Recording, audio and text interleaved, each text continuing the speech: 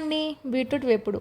ముందుగా కడాయి పెట్టుకుని oil heat అయ్యాక అందులో కొద్దిగా వేరుశనగకాయలు వేసి ఫ్రై చేసుకోండి. అదేవిధంగా ధనియాలు, జీలకర్ర వేసి బాగా దోరగా ఫ్రై చేయండి. నెక్స్ట్ ఒక స్పూన్ ఎండు కొబ్బరి ముక్కలు కూడా వేసి ఫ్రై చేసుకుని వాటిని ఒక మిక్సీ జార్లో తీసుకుని మిక్సీ పట్టుకోండి.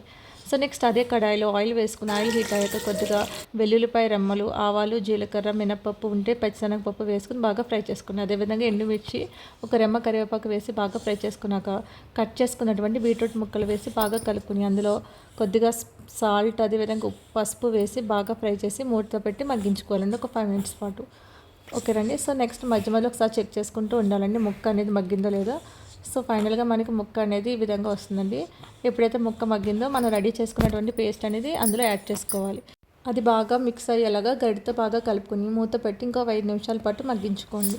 ఓకేనండి. ఫైనల్గా మనకి బీట్రూట్ ఫ్రై అనేది రెడీ అయింది. కొద్దిగా కరివేపాకు వేసి సర్వ్ చేసుకోండి ఫ్రెండ్స్. సో వీడియో నచ్చితే సబ్స్క్రైబ్ చేసుకోండి ఫ్రెండ్స్.